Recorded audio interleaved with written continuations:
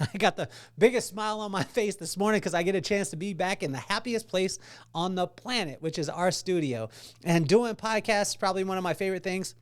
When I say that, well, I should shout out my family. My family is my favorite place to be, wherever they're at. But second to that would be spending time here in the studio. And I am so excited to bring this guest to you today. I thought about like, what is the Miami Dolphins, the Miami Heat, FanDuel, what do all those have in common with relationships? And when I looked at that, this person that I get a chance to be able to spend time with, and you get a chance to meet, Alisa, don't call her Alisa Doctor, is on the podcast today. And it's incredible because she told me that she's only ever applied for one job in her whole entire life, and the rest of them have come from relationships. And relationships are probably one of the most, I think, the most valuable thing that you can ever have. And this drives home the fact. We've talked about it before that membership will give you privileges, but relationships will give you access. And the access that this young lady has had throughout her entire life has been about gaining the relationships, but also doing all the work in the dark. So when the light shines on you, that you're ready for that opportunity. And the stories that you're going to hear today, I just think is going to be amazing. I'm so excited to be able to bring Alisa, not Alisa, Doctor, to you guys today. So why don't we get this party started?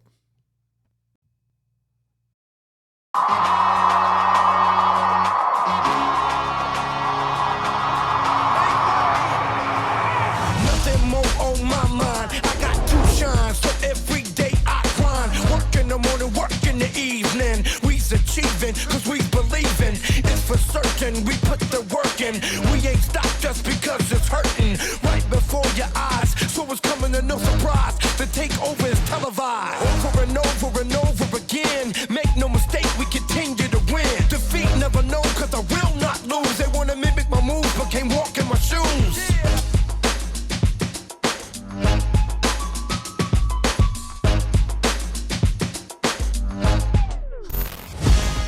Welcome to the show. The champ is here. Tell me how the New York Knicks and FanDuel have a relationship together, Alisa. Oh my gosh. So, yeah, when I graduated college, I've done so much so far, but I had zero plan. I graduated, I was like, uh-oh, what do I do? And I walked into my college guidance counselor's office and I was like, hey, I need a job. And he was like, all right, let's talk. What do you have experience in? I was like, hospitality, I've done these internships. And I saw a little Knicks figurine on his desk. And I was like, wait, are you from New York? I'm a huge Knicks fan. And we started talking about Amari Stoudemire and Melo. And we talked about 45 minutes. And he goes, you need to work in sports. And I was like, okay, like, I don't know anybody. Like, let's figure it out. So applied for the Dolphins, the Heat, all of the Florida teams, because I went to school in University of Miami. And I ended up getting a job at the Dolphins, and really just setting from there. I was with the Dolphins in sales. Was there in an inside sales group. I was thankfully able to move into retention because I made 13 sales. I don't know why they kept me, but I was in retention, and I was able to be brought over there because I had the opportunity. I had the opportunity to help out the retention team, and I ended up finding my niche. I could build relationships. So I went into retention. While I was there, a colleague of mine knew I was a huge, huge basketball fan, and there was a position open at the Heat. So he was like, hey, there's a position at the Heat. Let me, put you in touch. Like, if you're interested, it's doing the same thing. I'm like, yeah, let's do it. So I actually went through the interview process, and I didn't get the original job. I ended up getting a call from someone that interviewed me on like a Sunday night being like, hey, I know you didn't get the job with us, but there's a position open in premium service. Would you be interested? And I was like, yeah, absolutely. So I went in and I was able to get a job servicing clients courtside, premium areas, suites at the Heat. And while I was at the Heat for a couple of years, I got a call, and this is what brings it full circle. I got a call from my college guidance counselor. He was now in HR at FanDuel, and he called me and was like, we have a position, we're building out, the partnerships team. Are you interested? And actually at the time I said no, because it was for an NFL position, and I loved basketball. I was super happy where I was. And he told me, give me a couple of months. We're going to be building out that team soon. was like, okay, I'll give you a couple months, not really knowing or thinking if I'd hear back. And he reached out and was like, all right, we got it. And I was like, okay, one thing led to another. I went through the interview process and I was on my way up to New York to move and work with FanDuel. How do you, number one, how do you foster relationships like that? And then how do you maintain them? And where did you learn how to be able to do that? Ooh, that's a great question. So Well, I I'm have gonna be honest. Alisa, I have great questions. That's why we're here. You have a podcast. Silly question. Can you tell this is my first podcast? So honestly, it's a good question because I'm never the loudest one in the room. I'm never the one running around all of this. But when I make friendships or relationships, they become pretty deep because I build a strong connection with them. And that's just what and I maintain them. I'm not a transactional type relationship person. I hate when people ask me for stuff. So working in sports, being asked for tickets. Mm. So that made me realize, if I don't want to feel that way, I don't want to put that on somebody else either. So I think I started to learn, how important authenticity was. And, when I build those deep connections, there's some sort of common bond and you want to stay in contact with them. So, I might not have had a million friends at all the companies that I worked at, but I had a couple that really had my back. And like to this day, and looking back at the places that I've worked at, I can call these people and I know that they would pick up and I know that they would be a reference. And I have some of those references. If you looked at my LinkedIn, I was able to to get that. But it's, I think, about authenticity and checking in. Who doesn't like to be just checked in on? Well, let's go back to young Alisa. Don't call me Alyssa. Let's go back to young her because, what were some of the things that your parents put in play or maybe that you saw or became aware of that helped you to be able to understand that? Because even the word authenticity nowadays is really overused, like massively overused. But the people who are truly that are that at its core. And that's why you and I connected at Secret Knock. And it was very easy to talk to you. You had joy in you. I could see that light in you. But what were some of the things that you became aware of through your, maybe through your upbringing, whether it be in your parents, your aunts, uncles, whatever it was, that helped you to realize that, real friends are a lot more valuable. Like a few real friends are more valuable than a lot of people who are just followers. Yeah, I think it's just through the actions that my parents took. My dad is very big on just showing up. Like word is bond. Like actions speak louder than words. So like if you say you're going to do something, do it. And that was just always a standard for me. Like even when I'm out, check in, always do it. Like be on time, always do it. It's, I think the consistency and just always seeing it made that impact. And, something that my dad's told me is like, be above board, do the right thing, not sometimes, but always. And it's kind of just carried through me even to this day. I'll be alone and I'll put something somewhere and I'm like, oh, it doesn't really go there. And I'll go fix it myself because I feel uncomfortable. And I'm like, it's just so deeply rooted that it's important. I'd rather, and it's with my teams too, I'd rather move forward and lean in with transparency because I feel like that's also how trust is built. Yeah. Where was a time where you saw your pops, I'll give you an example, and I just gave this example the other day. So my pops, I was mad at him because he sold our car at the time. We had a nice it was like a 63 Pontiac Grand Prix. It was green. It was beautiful. Like one owner, he had got it from him. And then I came home and we had this beat up Pontiac Catalina. Door didn't shut. We were embarrassed to be in this thing. And then years later, I realized that my dad didn't have enough money for Thanksgiving. So he sold the car and took a lesser car so he could have money to be able to buy Thanksgiving for us, right? And when I saw that, I was like, man, that is something that this man did for his family. Like I saw that and I was like, oh man. Then I felt bad about myself too. What were some of the things that you saw your dad do the right thing that maybe he wasn't saying, Alisa, do the right thing, but you saw that action and you were like, holy cow, that actually, helped to solidify the things that he was talking about? Yeah, I think it's just when he would ever tell us, like, this is what he expected or this is what I'm going to do, it was always a follow through.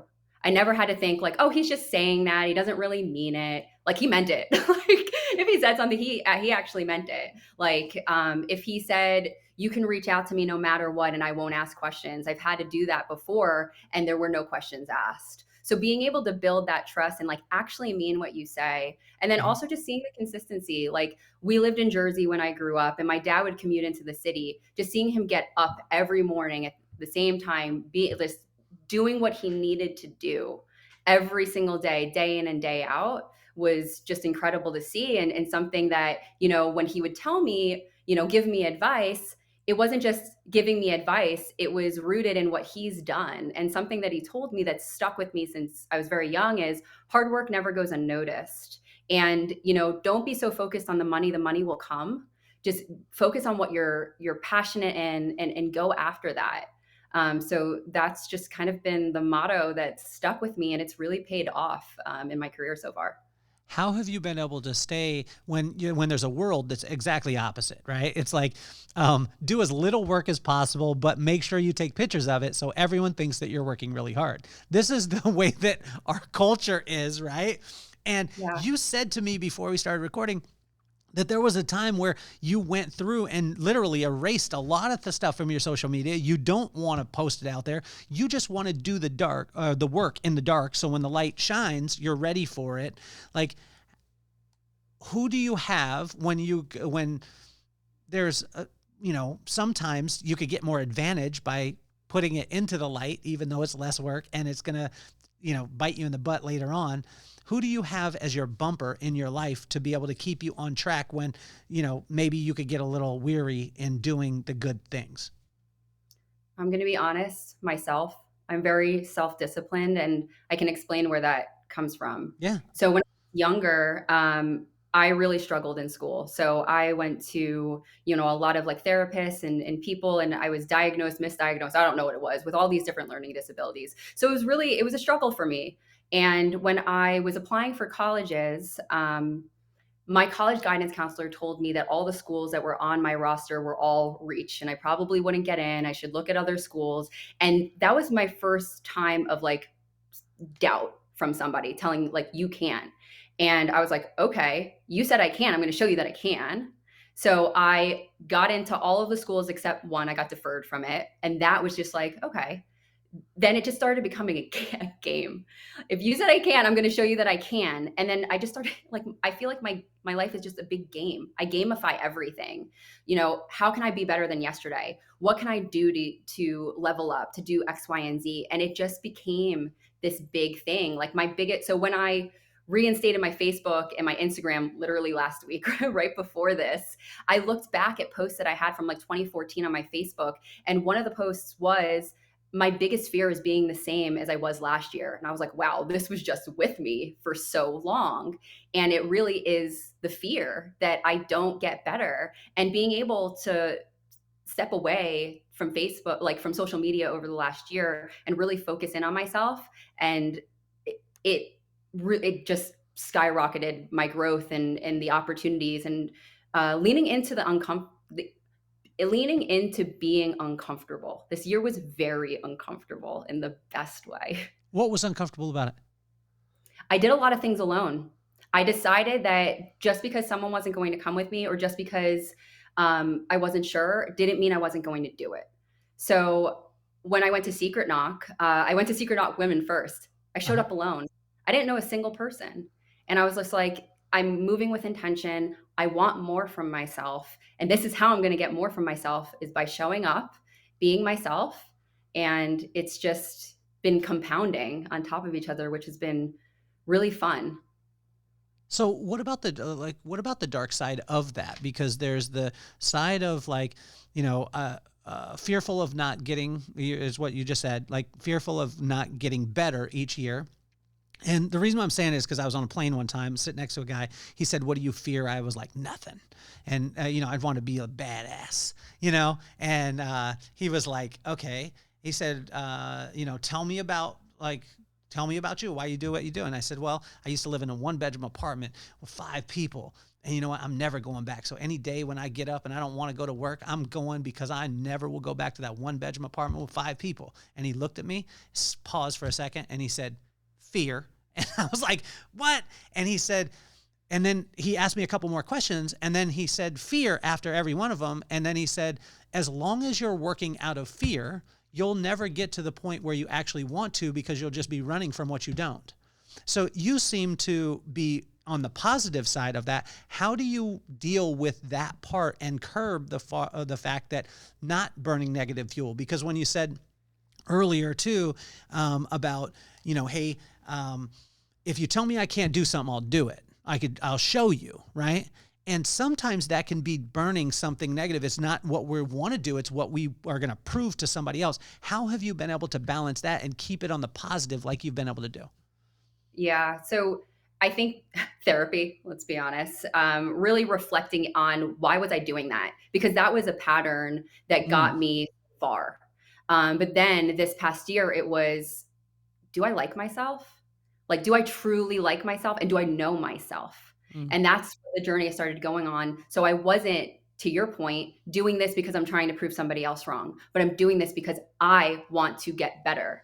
So, I went to a Tony Robbins event in March, The Power Within, and really like understanding what was myself. Why was I doing that? What was the fear of if someone thought that I wasn't getting whatever, and it was a confidence issue. Like I felt like I had to keep doing these different things. So it's, therapy, it was reading books, it was listening to podcasts, it was self-reflection and really understanding myself and maybe understanding what was deeply rooted in childhood and things like that. And once I, it's a never-ending journey too, right? Like I'm not saying that I'm done, by no means. I'm still continuing to like get to know myself and all of that. Yeah. But that has really been able to change my perspective on why I'm doing things, because now I'm doing things because I want to, not because I want to prove someone else. It's me versus me. It's not me versus them. That's awesome. So this one's more of a selfish question because I'm a girl dad. So I got a 15-year-old. And a lot of women, that I get a chance to deal with, and I've dealt with women for my whole entire career. I was in the professional beauty industry for 30 years. And what a common thread would be the confidence part of it. And I was like, I always wanted to dig down and drill down into this because I have a girl in my life, a little young lady, 15 years old. She just got a new boyfriend. And she was so excited last night. But I'm like, I want my girl to have the utmost confidence. How can you construct that when you were saying that you battled with confidence? Why was that? And how can you construct confidence in a young lady? Because sometimes people are like, if you just tell them they're awesome all the time. And I'm like, but I meet women who are told they're awesome all the time, or maybe they had a good relationship with their dad or whatever it was, but I haven't found the holy grail. Have you found it, or found what maybe, could work out for building confidence in a 15-year-old? Ooh, that's tough, because I think in part you need to be ready for it and identify what it might be that's the issue, for lack of a better term, because I thought I was fine. I didn't think I lacked self-confidence until I started to ask why I was doing things. So I think it really is the self-reflection. But in terms of maybe advice for, a 15-year-old, it's get to know yourself outside your friends. Do you spend time alone? Like, what do you like doing? Can you truly say that? Or do you like doing those things with your friends? Like those hobbies, are they driven because dad likes them? Or is it because you truly like them? Like try everything. I was trying everything. Like I did Krav Maga this year. I'm starting to cook. So like you might not, but if it's something, you get a feeling inside yourself when it resonates. So play around, like gamify your life, just mess around, and I think really investing in yourself and getting to know yourself. What were the things that challenged you with confidence from early on that you identified? I think it was having trouble in school. I didn't want anyone to know that I had learning disabilities or anything from that. So it was wanting to mask it from everybody. So, I didn't want anyone more to know. I was embarrassed.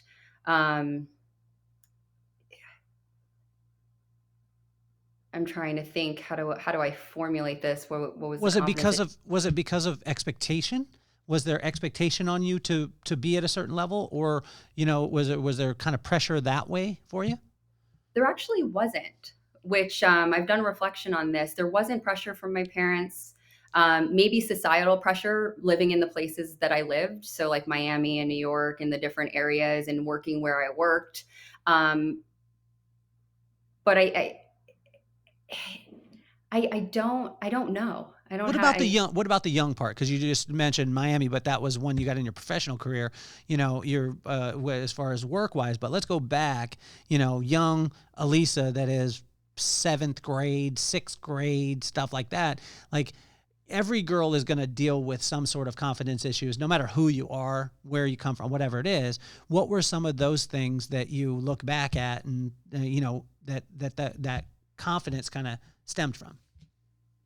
yeah, being different. It comes back to the learning different and trying to kind of mask all of that stuff. Uh-huh. I was embarrassed by it. It was tough. I didn't want anyone to know. I was a people pleaser, but it never resonated. So I was never being my authentic self. So I feel like I was just moving along, and I was just really struggling the whole time, Where did the until people pleaser come from?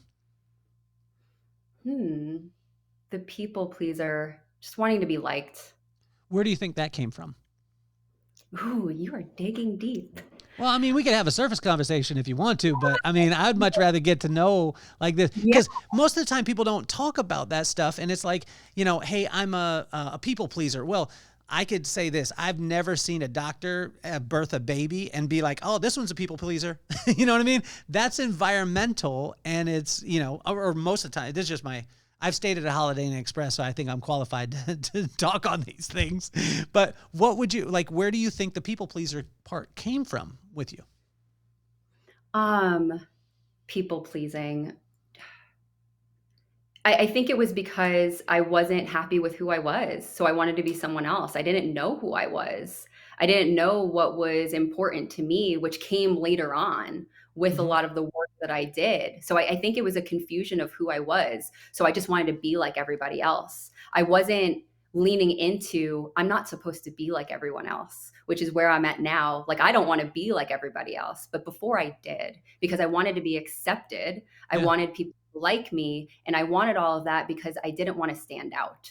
got it. Do you think that you stood out because, I mean, do you think it stemmed from the fact of maybe not looking like everybody that was in your neighborhood? Or did you guys all look very similar? Because I know my daughter dealt with this at one point where everyone, I mean, her hair is a little bit blonder, but not as blonde as a lot of the kids that were in the neighborhood. And so she kind of, was there. And then I had a friend who was in the neighborhood, and his their descent was, I think they were from Pakistan, and then the wife was from India. So they had darker hair, they had a little bit darker skin, and he told me, which I didn't understand. I understand a little bit because my daughter's hair wasn't as blonde, but he was telling me, he said, our kids struggle a little bit because they don't look the same as everybody else.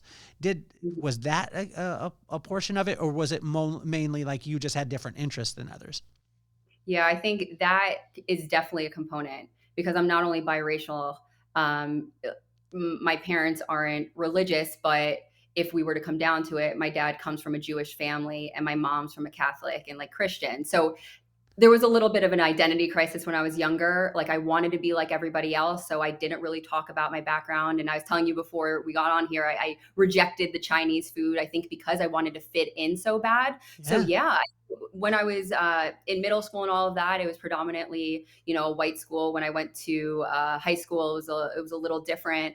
But that is definitely a factor. But I think I just didn't ever want to be pointed out for anything. And Really? it also stems from my learning disability. I wanted to blend in. So no one ever called on me if I didn't know the answer. Okay. So no one ever singled me out and asked me certain things. I just wanted to fade in the background. But now I found my voice, that I don't mind being wrong, because now I understand that being wrong, I have the ability to learn and grow and get a different perspective and all of that. But when you're younger, you, like, unless you go through experiences and you learn that, you're not going to understand that type of depth. How did it deal with on the relationship side? Because this is something that's close to me because my pops is brown, right? So my pops was Mexican. My mama was white. They lived in Utah. So it was like my pops couldn't really win because him being brown and then him liking a little white girl that had blue eyes, right? It was like the Mexican guys, they didn't have that much of a challenge. They would have a little bit of a challenge because it was like, oh, you're being whitewashed. Then the Mexican girls were mad at my mom because she was white and she was taking a Mexican man. They had the white guys who was mad at my brown dad for taking a white girl, right? So there was all these dynamics that were hitting. Did you, and I couldn't imagine as a young lady, right? As a young lady, first of all, as a woman growing up, you deal with things that other people don't. And then you add that component to it. And then you're in a school that doesn't look like you. Can you take us into some of those emotions that a person feels? Because most of us don't understand unless we've actually experienced it. Yeah. So actually, I don't think I ever felt like not accepted for Okay. how I looked. And maybe it would have been different had I talked more about it, but I didn't feel that way. I think it really comes down to what I struggled with. It goes back to my learning disabilities. I think I keep going back to that, but Yeah. that deeply rooted kind of in everything. So even though I might have looked a little bit different, like I still have my friends, it wasn't anything like that. I felt like I couldn't really, do small talk. I was a little bit different in terms of things. I wasn't, part of the cool crowd and things like that. So it was a lot of it was me getting in my head and Uh-huh. me maybe making up stories that may not have even been true. And Yeah. I mean, it's so long ago since I've been in like middle school. I'm gonna be honest, I've pushed a lot of that out of my mind because I feel like I've dealt with it, or maybe this conversation is showing I need to deal with it more. That it does not bother me. Like I'm in such a great place right now. I'm so happy. I Yeah. understand things that I might not have understood when I was younger, and I needed to go through, that phase and that process in order to get here. I needed Yeah. to have that human experience and have those trials and tribulations to, come out on the other side of it's okay to be different. It's okay to learn differently, and actually sharing like these stories about learning differently can actually help somebody. I remember the first time I mentioned to somebody that I had a learning disability. It was in a group setting and it was like very emotional. And this woman came up to me after and she like started to cry and she's like, my daughter has, so and so, and just seeing how where you are, like now I know she can make it. And I almost lost it. Just hearing that, I was like, wow, this is empowering. Like I need to talk more about it in my struggles and all of that. So when they diagnosed, so when you went into therapy and they diagnosed it, see, I have learning disabilities, but I never knew. And I actually found out about them, I think it was like 33 years old. And it was just in a regular random conversation. So I was talking with a lady and she comes in and I knew her son because I took care of her son. And she's like, oh, blah, blah, blah, blah, blah. Johnny, let's use Johnny. Johnny just went into special ed. And I was like, what? I know Johnny. Johnny's not, because the special ed was completely different when I was growing up than what it is when she was saying. And I was like, wait a second, Johnny? I know Johnny. Like, he's not in special. She said, yeah. And I said, explain special ed to me. And she's like, oh, well, he goes to regular class, and then when he's there, then there's a portion of the time where they take him out of class for about 2 to 3 hours in a smaller class. It's away from it, and they teach him through a different kind of method, and they walk him through because of his learning disabilities, and that's the special ed that's there. And as she's explaining it, I'm like, you're explaining my existence, what I went through. But I thought that the teachers, and this is how silly I was, I thought the teachers, the administration, and the whole entire school knew that Vince, myself, and our other buddy were really close. So they thought that we should learn together outside and get to spend some time together outside of our normal classroom. So we would go and see Mrs. Pooler, and Mrs. Pooler was the special ed teacher, but I didn't know. And at that time, at 33 years old, I was like, oh my gosh, I had a learning disability. Although it wasn't said to me. Did it impact you in a positive or negative way, or maybe both, when they actually diagnosed? Because I was never diagnosed, so I never knew that this thing was a challenge. I would say negatively because I was misdiagnosed a couple times. Mm. So I was like starting in, I think like third grade is when I started to go to, from what I remember, to these different people to take tests. So I was told I have a reading comprehension issue, and then I did like an auditory test. I have an auditory listening issue, and then it just wasn't getting better. I had tutors, all of these things, and then finally, I think when I was in high school, I was diagnosed with ADHD, and I finally got on like medication, and my grades went from like I think a high C or low B to like an A, and I was like, oh, what? So that's when I was just like, there isn't something like I just spent all of this time not knowing what was going on. And like, that was my experience though. Like I actually had a conversation with my parents like within the last year, and I was just like, do you know actually what my diagnosis was? Because when I was in college, like I had a note taker and I had all of these things. I had extra time on tests, and like I didn't really know, like I thought I had all these things, and my dad had a piece of paper and it said I didn't have an auditory processing problem, and I'm like, I literally thought I had that for my entire year, like my entire life. So for me, in something that's really important to me is like holistic wellness. I don't like taking medication. I don't like taking pills. Like my family's the same way. Like my mom's like very homeopathic, giving me remedies and stuff. So Yeah. I never wanted to be on the ADD medication. And I took myself off of that in college, where it's like kind of the opposite. People are trying to look for Adderall in college, where I'm like, Did you take yourself off it, Alisa, and sell it, or what? Are you spilling the tea here? No, so like I wasn't taking it off. My prescription stopped. So Yeah. then I was just like, it became a challenge, just like with my high school guidance counselor being like, you can't get into these schools, and I'm like, I'm going to prove you not. It's like when I took myself off, I'm like, I'm going to prove that I can figure this out without taking medication. Yeah. And it was just like everything really became a game. And I was just like, let me see how I can do this faster. Let me see how I can do that. Let me see how I can do this. And it just literally, I just kept doing it. So then it became no excuse. I was like, you can figure things out, at least for me. And I don't want to be dependent on anything. And it felt good being able to work through something without a dependency on something. Well, I think it's amazing, because I want to rewind for a second, where you were talking about some principle-based things that will help you circumstantially, meaning that, building relationships, right? Doing the work in the dark and to the light. How do you know the difference between a principle-based thing that will help you in all circumstances and a circumstantial decision that will just help you in the moment but will hurt the future? Ooh.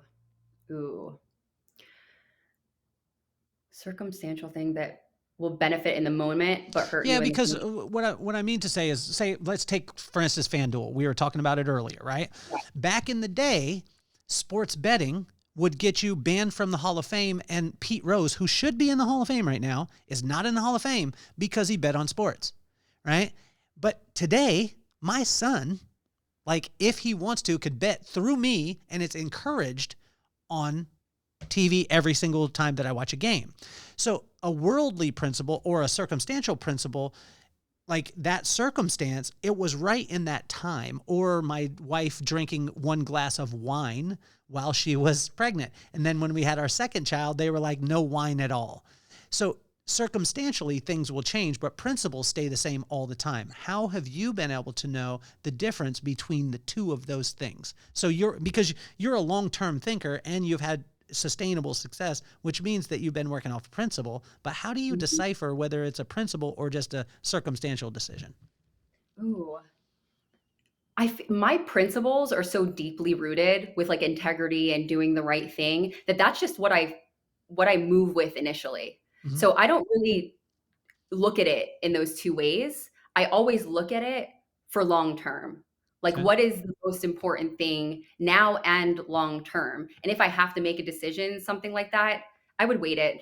Like you said, I'm a thinker. I'm not going to make like a really rash decision. I'm going to get perspective. I'm going to really think about what makes the most sense, and move in that way.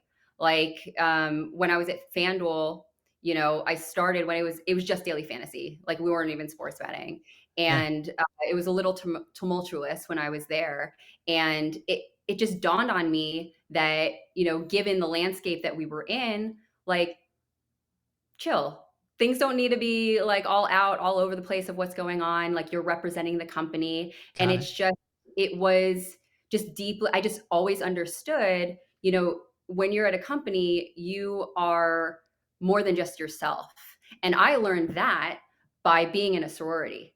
So when I was Hmm. in a sorority, I remember one of my sisters, when we crossed, she said, "You are no longer Alisa Doctor. You are Alisa Doctor, part of Lambda Theta Alpha Latin Sorority Incorporated. You are bigger than that. So you need to realize that your actions are also a reflection of our organization." So that really stuck with me and carried through. So I think when the situations happened at wherever I was, we don't even have to just stick on FanDuel. I always looked at it through that lens that it's more than just me.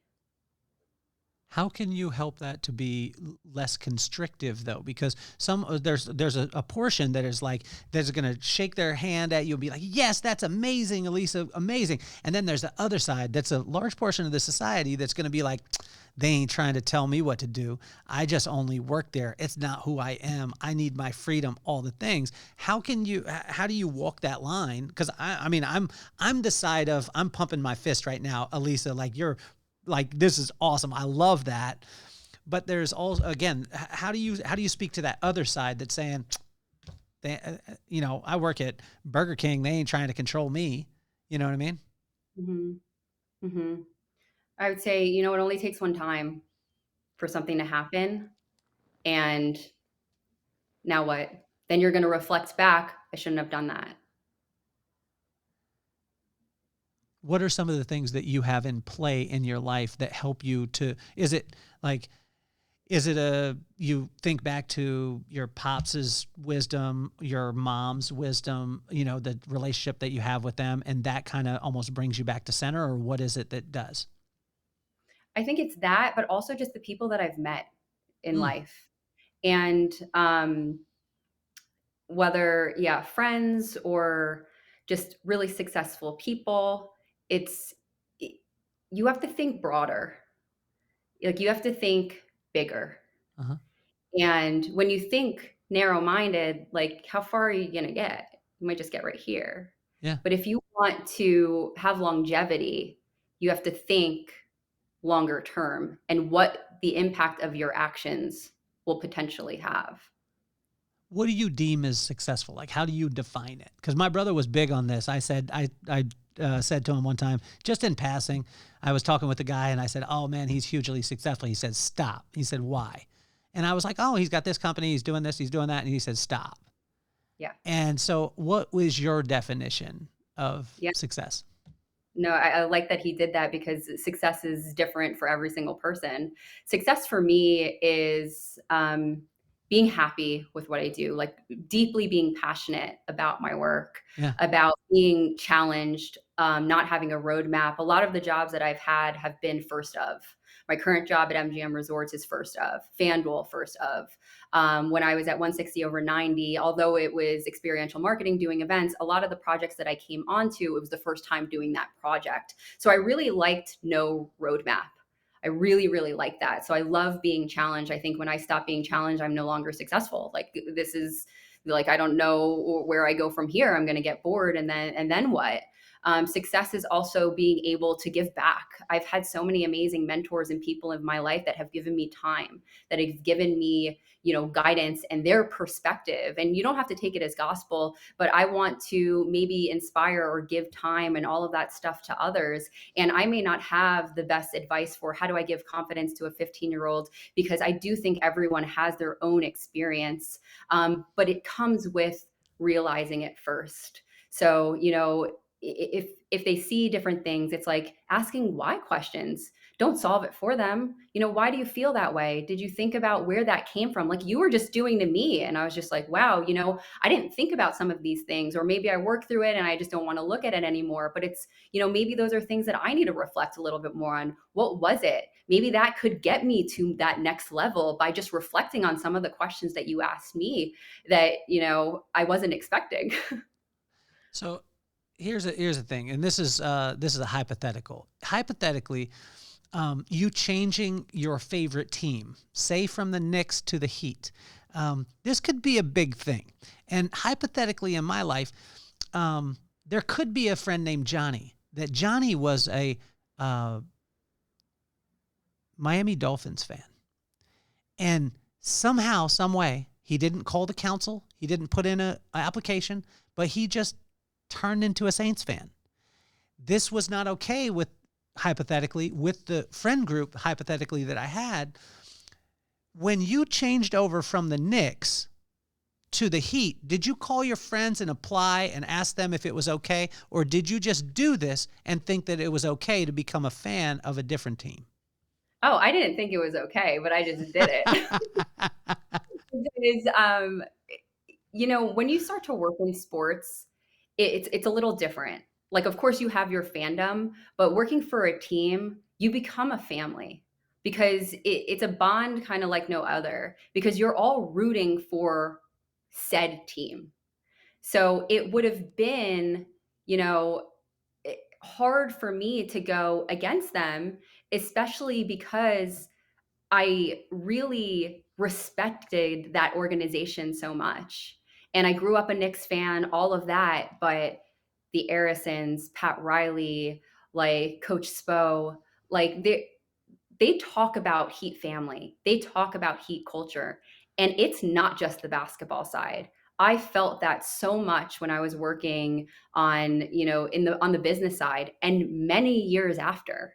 And it's a testament if people stay there for a really long time. Like my old boss, she's still there and she's been there for a really long time. And there's a lot of people like that. So, people don't want to leave because it's such a great organization. And I had such a great experience there. So it just felt right moving my allegiance to them, not only because they paid me, but because I really believed in the culture. So when they play against each other, who do you cheer for? I cheer for the Heat. You cheer for the Heat. You ride for the Heat now. Yes. And Yes. yep. My dad still gives me shit about it, but I ride for the Heat.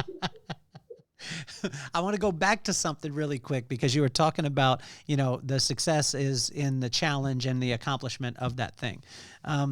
As you go along, how do you know when enough is enough? I don't think I don't think there's an ending. Because what I said in the beginning about like hard work never goes unnoticed, but I think hard work can get overlooked. So hard work never goes unnoticed if you also ask for what you want and then you have that to back it up. So for me, it's, now different than when I was younger. I want to set myself apart. I want to be different. I want to always, go above and beyond. I want people to say, I want Alisa on this project because she's different. She thinks different, all of these things. So, if you get to a point where it's enough, someone else might just come by and pass you. So I don't know if there's like a threshold where it's like, okay, I'm done. But as long as I'm progressing 1% a little bit more each day, that may feel like enough, but there's not a point where it's like, I'm working on something. I'm like, all right, I'm done. Like I've hit enough. I think it's not the same as yesterday. So one thing that you just said, right? So as you were going through, you said, if you, I can't remember exactly what it was, but you said in the event that you don't, then someone could come by and take it or be able to do that. How much of that do you think is fear? Ooh. It could partly be fear. It could definitely be fear because then you're focusing on externals. You're focusing on other things. You're focusing on other people. I think it could be, for me, a fear. Maybe this is the enough of not doing enough. Did I do enough to stay at where I need to be or to stay ahead or to move forward? So yeah, definitely could be rooted in fear. Do you think, and that's not like, I'm just listening to it, but also too, like when you think back, was there like can you remember back to where there was a heavy expectation on you that, as a child? The reason why I'm saying is because I met a guy named Dylan. Dylan, shout out to you. He's an amazing cinematographer, great kid. And I call him a kid. He's an adult, but I asked him. I said, I asked him about his cinematography career, and he said, I really want to tell people stories. And I asked him, like, is there a time where you felt that your story wasn't told? And he stopped, and he was like, yeah, there was a lot of time where I felt that I wasn't heard. And he said, but I got to a point where I played football, and, I was going to show the coach and prove to them that I was worthy, right? And that I was good enough. I wanted to accomplish. And I said, okay, so where do you think it came from? And he said, well, I don't know. And then we started talking. It came down to the fact that it was his pop, that his pop would never tell him he loved him. He would show him, but he never told him he loved him.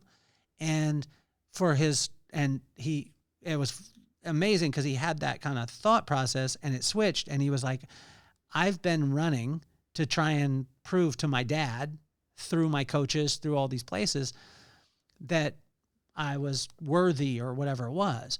When you look at that kind of accomplishment stuff, was there a time in your life that that there was a crazy expectation that maybe sometimes you felt so much pressure that you couldn't accomplish? Well, I definitely wanted to make my parents proud, but they're the best in the fact that they've Mm-hmm. never put an expectation on myself. Yeah. I think, I held myself to that expectation of always getting better. And maybe it was, the threshold of so much pressure on, you can't be like last year. You can't be like this. You can't be like that. You have to keep moving. Mm-hmm.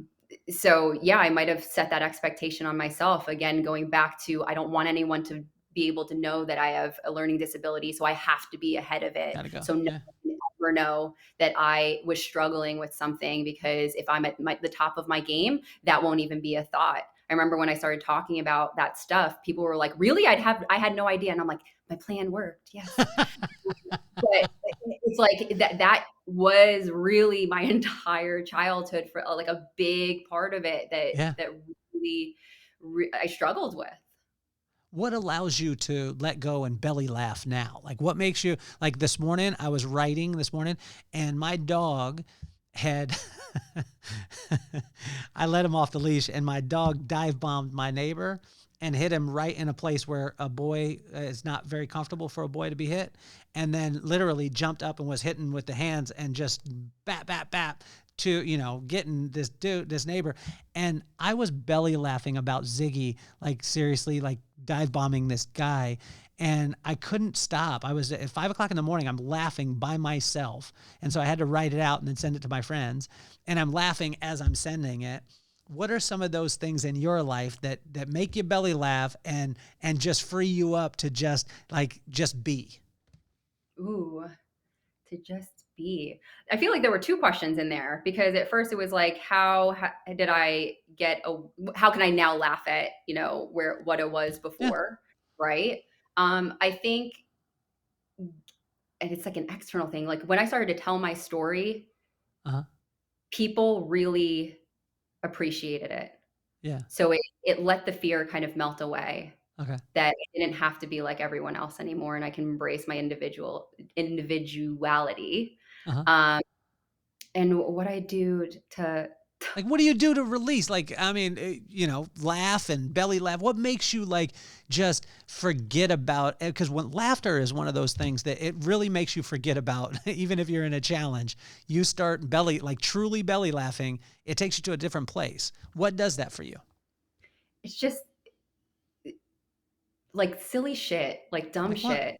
So, just inside jokes with coworkers of just like memes and gifs to break up the day, and just like conversations like that, talking with my best friend. My best friend lives all over the place. She's in Australia right now, but like sending stupid memes, or just reminiscing on stuff we used to do where we would go out, come back and eat fried chicken in the bed, like just silly stuff like that. And just being super, super carefree and not caring, and doing new experiences, going to a comedy show. I love comedy shows. Yeah. So doing that, but just like letting free and being present, and just letting things happen and not taking life too seriously, which I need to do a better job at. I definitely know that for sure.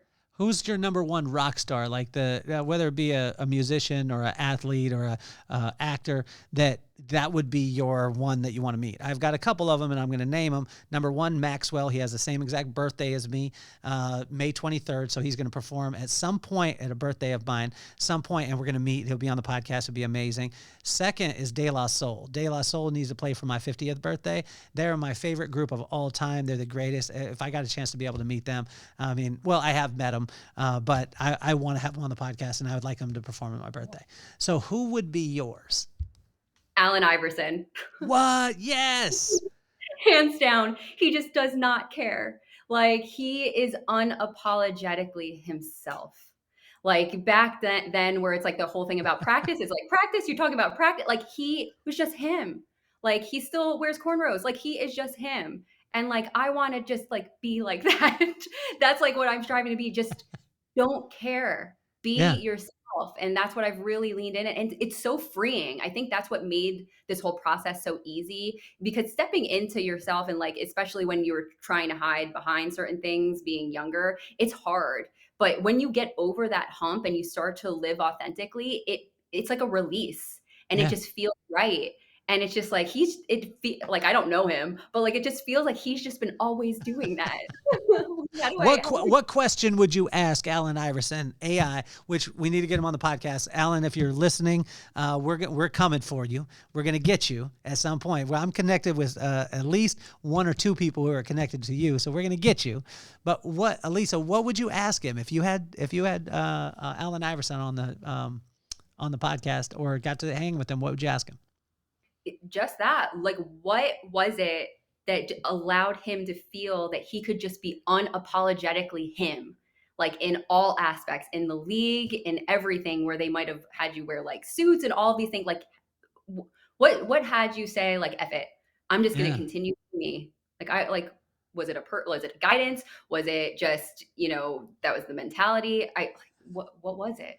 They need to make some of those guys wear some suits, because the pre-game fashion right now is, I wouldn't recommend it for everybody. Some people have some good style, but Kuzma, if you're listening and you're going to come on the podcast, some of them outfits you need to retire. Let's talk about the Knicks though, quick, because you mentioned Amari Stoudemire. I think that Amari Stoudemire was a bank robber when he came to the Knicks, because he was a phenomenal for the Suns, and then he came and he got that contract, and he didn't seem to play that well when he went there. Do you have any way to weigh in?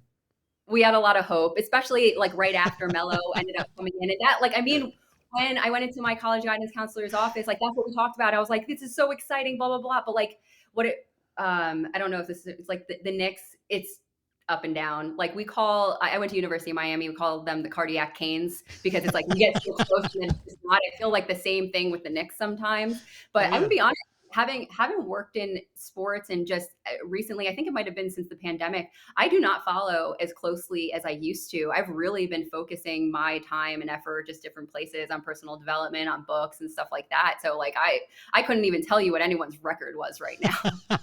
That's probably why I'm not personally developed, is because I watch a ton of sports, and I'm an irrational fan, like a ridiculous. I believe all the time. I'm a Titans fan, and we're about to start our playoff run right now, even though we're 2-8. But how about as far as football growing up? Were you a fan of the Jets? Were you I had no team. Really? Did your dad have a team? Your dad? What did you have? Cowboys. Because he was a fan of a player. Elisa, let's have a moment of silence. You could have said any team except the Cowboys. Who was his guy? Who was his guy that he liked? Gosh, my mind is slipping right now. Old time player was really, if you say his name, I will know it. Troy Aikman. No. Roger Staubach. Yep, Roger Staubach. Okay. He really liked him. Just kind of stuck with him. But yeah, I never had an NFL team. That was not like, I was basketball through and through. Okay. You have brothers and sisters, by the way? I have an older brother. Awesome. Where's your older brother? Is he close? Is he in Vegas too? He's in Miami. He is. 5 minutes from my parents. How many years there between you guys? 3 years. 3 years. Did you ever date any of his friends? No. You didn't? No. Did any of them try and holler at you and he got mad? No. was weird. Like I was weird. Like when I was a kid. You were weird as a kid? Like, I like that awkward phase stayed for a while. Okay. All right. But what about once that you're not awkward? I've met you. I've seen you. You're a very beautiful woman. You're intelligent. Was there a time where once that wore off that his friends started to holler at you? No, we never lived in like the same area. Oh, So really? like my brother happens to be in Miami now, but like we were in high school together for a year and then like Yeah. he went to college in Atlanta. I was in Miami. Then he actually moved to like New York and then Singapore, then Toronto. My brother's been all over the place. So we Wow. were only in the same city for maybe a couple of months. So yeah, no, there was no Was there overlap. different treatment from your parents to your brother than to you? Because as a boy and the older, and then as a little girl, you know what I mean? Like, was there difference in treatment? I'm sure there was, not that I can really recall, but I think a Okay. little bit more strict in terms of like how late I can stay out and Mm-hmm. like a little bit more information and stuff like that for sure, for sure. But like I was like a pretty like I like never wanted to break the rules. Like I was like I was that kid. So and You're a rule, but I want to go back to one place. We're going to fact check you on this, Alisa, yeah, because you said that your dad said that if you called and you needed him, there was no questions asked, and you were like, "I did make the call." Can you let us in on what that call was for and what you were doing that you were going to tell your dad about? I was just out. I think I was just at a party and I needed him to pick me up because he was Okay. like Had you been drinking. drinking? It wasn't anything crazy, but it's Had you like he been would rather that than like me trying to drive home or have a friend try to drive. Like had some you been crazy. drinking? I mean, who You were. you can answer that question. Okay. And how old were you at this time? Were you the legal age to enjoy some alcoholic beverages? You know the answer to that. I love your pop. Your pop is a good dude. That's awesome. That's amazing. I'm scared right now because my daughter's 15 and I know that I'm going to be getting those calls at some point, and I'm going to want to choke somebody. How is your Like, like? How is it to like with you say relationship wise? If you take someone to meet your parents, how does that go down? Because your dad's from New York, right? mhm, Is he correct. st- he's is he in Miami now? Yeah. Okay, because that's a suburb of New York. For those of you who don't know, I know that. It is. Everyone's moving down there. It's It wild. is right.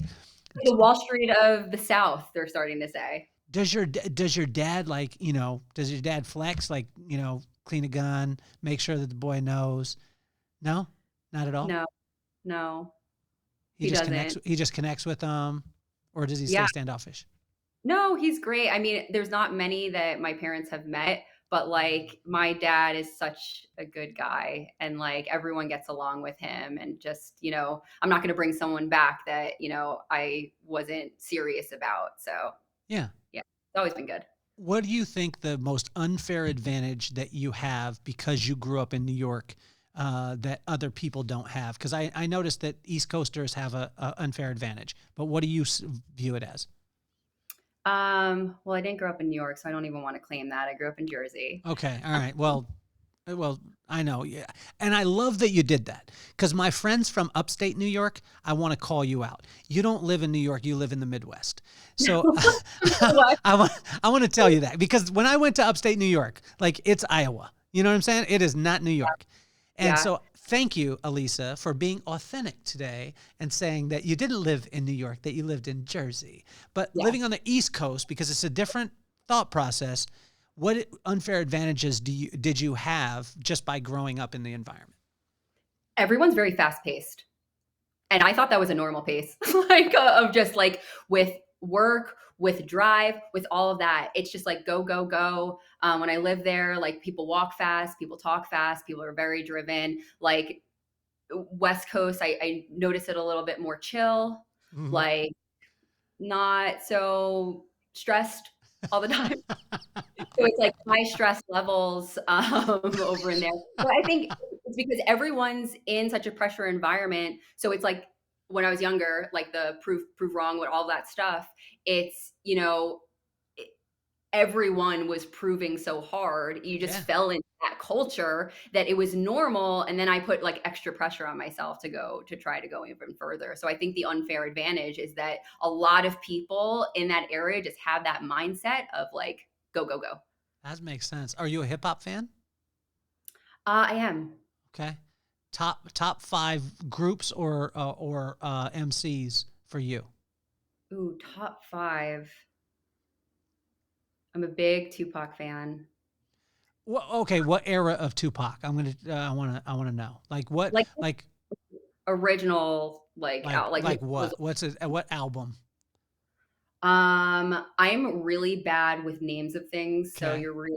Was it when he was with Dre and Snoop? Was it with the All Eyes on Me, All eyes on. Tupac? Yep. Okay, All Eyes on Me. Okay, um, Yep.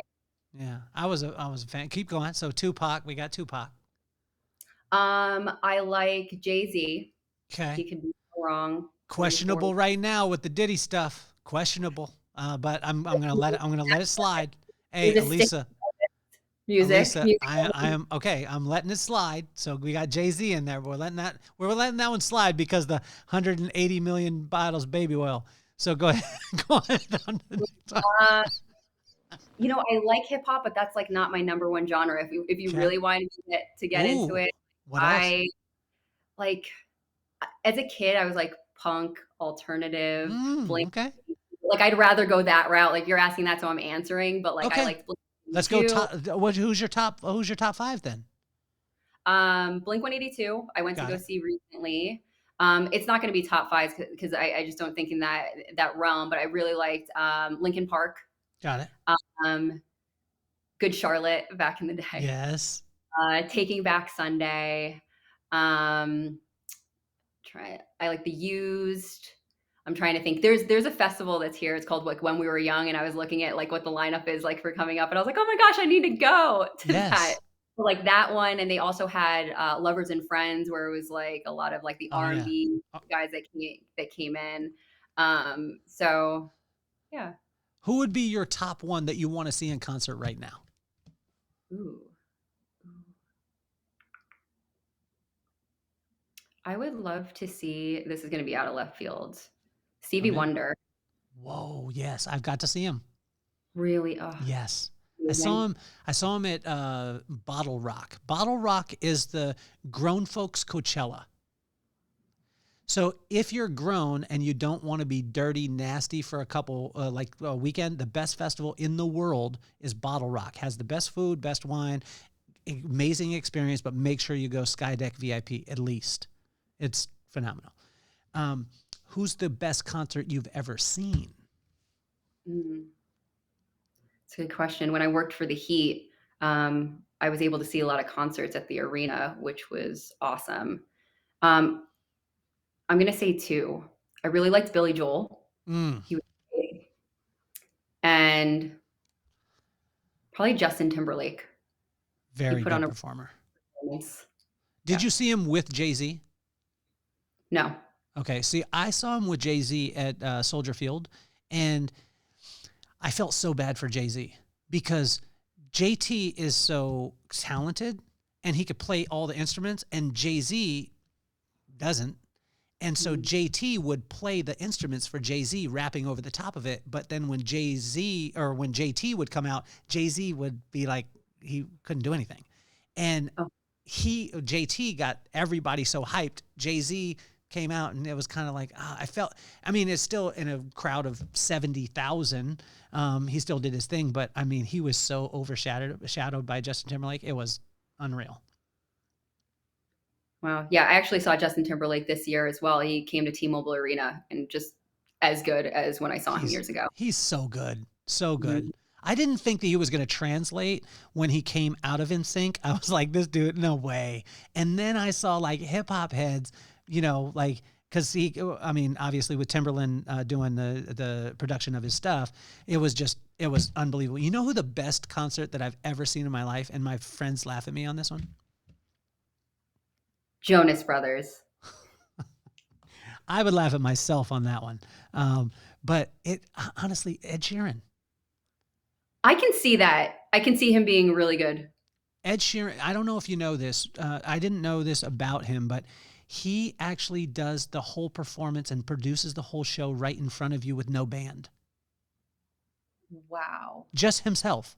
So Wow. when we went, it was, I think it was 70 or 80,000 people in Seattle. My wife took me to it because I said I want to see him perform. He had 4 loops on the stage. The stage was round and it spun around. He would do the guitar on one loop it, go over, do the bass track by hitting the side of the guitar. Then he would do the background vocals, loop that. And then as he's running around, singing the song, playing the guitar, has the loops going and he's stopping them and starting them to be able to create the breaks. He produced a whole entire concert on demand in front of you. Can you imagine the amount of risk that would be? Oh, 100%. There's actually an artist that just came to mind that I saw that's incredible. Her name's Tosh Sultana. Look, like I saw her and it was insane. She had instruments all over the place and she would just like play it all and like go all over. It was wild. I'm telling you, if you ever get the chance to see Ed Sheeran, like if you get the chance, and when I say that, even though I explained all this stuff, my friends are really insensitive because they still make fun of me for that. All my guys. So if you're listening right now, I want to tell you all, I'm right, you're wrong. Okay. I'm right. Ed Sheeran is incredible. Best concert I've ever seen in my life. Hands down. Incredible. Wow. Nice. Now, what do you want to see in Vegas? I mean, you're new to Vegas. So what do you want to see? In the future, I want to see an NBA team. Yes. That's happening. That's going to happen. Inevitable. It's coming. Yeah. I've been trying to see a lot of the Cirque shows. Okay. I feel like there's so much I haven't even scratched the surface. Like I want to see Penn and Teller. I want to see like old school acts that have been here for a while and really do that. When I first came here, I wanted to do like a tour of all the casinos just to see how different they are because they really are. When you go to like old Vegas, up by Fremont, those casinos, and then you come here by the Strip and all the new development. It's really, every casino has a very unique theme and, demographic and audience. Like if you're coming from wherever you are, you can find something that you're looking for. So I want to see all the casinos. I'd love to see the Cirque shows and really just like the staples here in Vegas. Which, have you seen Absinthe yet? I have. I've seen Absinthe. Absinthe is hilarious. Have you eaten at the Mina restaurants, the Michael Mina restaurants? I have. One of my favorites is at Mandalay Bay, Orla. It's kind of new within like the last year. It's so good. He's incredible. He's a friend, and the president of his company and his partner is Patrick Hummel, and he's got a really cool story because he started off as working at Spago as like a porter, running tables, and now is the partner with Michael Mina, which is kind of cool. That's awesome. I love that. The experiences are amazing. Have you done Piero's? I have not. Where's that? Piero's have you seen Casino? Yes, I have. Okay, so when Sharon Stone and Joe Pesci, like when they meet up in the booth and they're kind of conspiring, that restaurant is Piero's. So it's still there, and Vegas is old school. You know what I mean? It's really, really cool. It's a neat one. It's like an old school kind of gangster-ish off the strip, one of those places. That reminds me of, have you been to Golden Steer? I haven't been there yet. Did you go? I haven't, but you're mentioning like the old school gangster, like definitely known. Have you done Le Tai yet? I have. So good. Oh, it's so good. Did you do the one downtown or did you do the newer one? I did the newer one, but I heard downtown is the best, the original. The best. It's unbelievable. It was right down by a Secret Knock when we were there.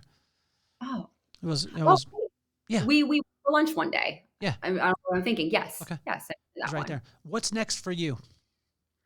What is next for me? I want to just keep riding this wave, honestly, on just compounding the positive energy, the meeting people, the saying yes, doing things by myself. There's actually at Secret Knock, Sean Kelly, he has an event tonight. I'm going to be going to it. I'm going alone.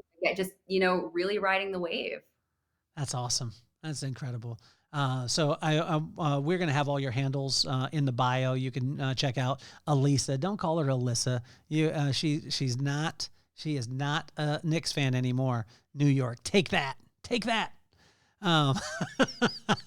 Big Heat fan, which I think is great. But what I love about it is the fact that it's not as much the team or the thing that's happening, it's the relationship behind it. And that's what I heard from you the whole entire time.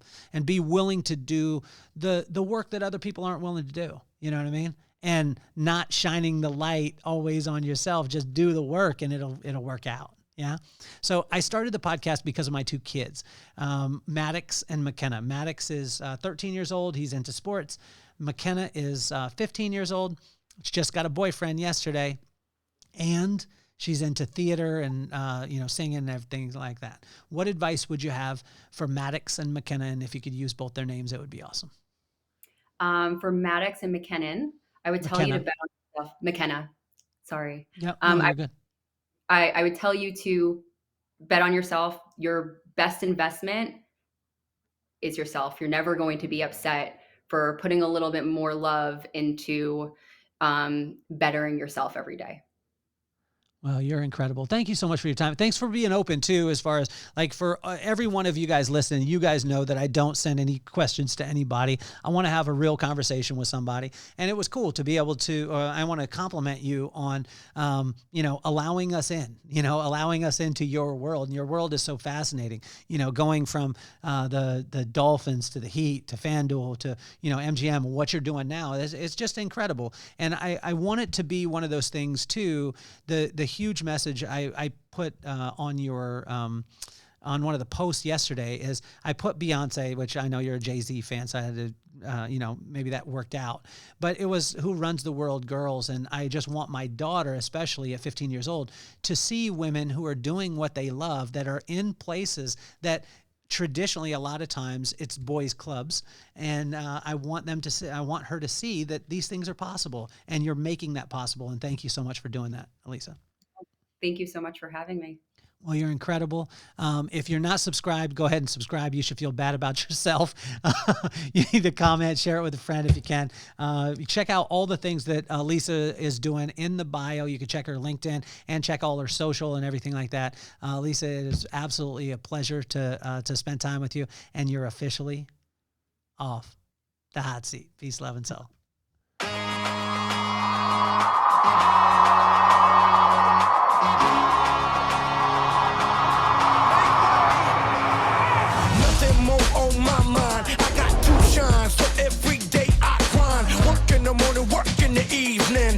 Achieving, cause we believing it's for certain. We put the work in.